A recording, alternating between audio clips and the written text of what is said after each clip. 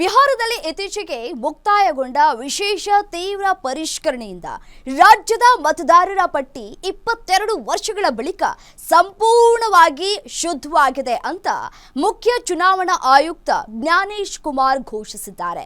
ಈ ಸಾಧನೆಯ ಜೊತೆಗೆ ಚುನಾವಣಾ ಆಯೋಗವು ಮತದಾರರಿಗೆ ಸ್ನೇಹಿಯಾಗಿರುವ 3 ಹೊಸ ಉಪಕ್ರಮಗಳನ್ನು ಬಿಹಾರ ಚುನಾವಣೆಯಲ್ಲಿ ಪರಿಚಯಿಸಿದ್ದು, ಇವುಗಳನ್ನು ಮುಂದಿನ ದಿನಗಳಲ್ಲಿ ದೇಶಾದ್ಯಂತ ಜಾರಿಗೆ ತರೋದಕ್ಕೆ ಮುಂದಾಗ್ತಾ ಇದ್ದಾರೆ ಜ್ಞಾನೇಶ್ ಕುಮಾರ್.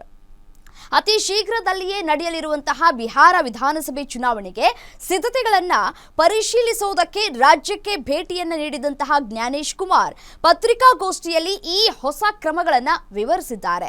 ಈ ಉಪಕ್ರಮಗಳು ಮತದಾನ ಪ್ರಕ್ರಿಯೆಯನ್ನು ಸರಳಗೊಳಿಸುವ ಜೊತೆಗೆ ಮತದಾರರಿಗೆ ಸುರಕ್ಷಿತ ಮತ್ತು ಸುಲಭವಾದ ಅನುಭವವನ್ನು ಒದಗಿಸುವ ಗುರಿಯನ್ನ ಹೊಂದಿದೆ. ಹೊಸ ಉಪಕ್ರಮಗಳ ವಿವರ ಹೇಗಿದೆ ಅಂತ ಹೇಳಿ ನಾವು ನೋಡ್ತಾ ಹೋಗೋದಾದ್ರೆ ನೋಡಿ, ಮೊದಲಿಗೆ ತ್ವರಿತ ಮತಚೀಟಿ ವಿತರಣೆ.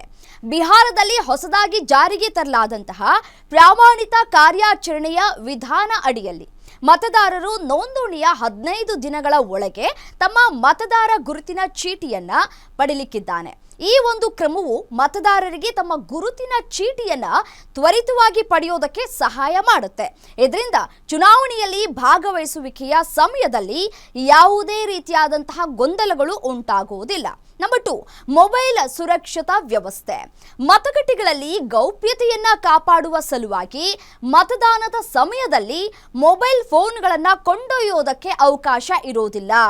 ಈ ನಿಯಮವನ್ನ ಜಾರಿಗೊಳಿಸೋದ್ರ ಜೊತೆಗೆ ಮತದಾರರ ಮೊಬೈಲ್ಗಳನ್ನು ಸುರಕ್ಷಿತವಾಗಿ ಇಡೋದಕ್ಕೆ ಮತಗಟ್ಟೆಗಳಲ್ಲಿ ವಿಶೇಷವಾಗಿ ವ್ಯವಸ್ಥೆಯನ್ನ ಕಲ್ಪಿಸಲಾಗ್ತಾ ಇದೆ. ನಂಬರ್ 3, ಬಣ್ಣದ ಫೋಟೋ ಒಳಗೊಂಡ ಮತಯಂತ್ರಗಳು. ಇಲ್ಲಿಯವರೆಗೆ ಮತಯಂತ್ರಗಳ ಬ್ಯಾಲೆಟ್ ಪೇಪರ್ನಲ್ಲಿ ಅಭ್ಯರ್ಥಿಗಳ ಫೋಟೋ ಕಪ್ಪು ಮತ್ತೆ ಬಿಳುಪು ಬಣ್ಣದಲ್ಲಿ ಇರ್ತಾ ಇತ್ತು. ಇದರಿಂದಾಗಿ ವಿಶೇಷವಾಗಿ ಹಿರಿಯ ನಾಗರಿಕರಿಗೆ ಅಭ್ಯರ್ಥಿಗಳನ್ನ ಗುರುತು ಮಾಡೋದಕ್ಕೆ ಸಾಕಷ್ಟು ಕಷ್ಟಗಳಾಗ್ತಾ ಇತ್ತು.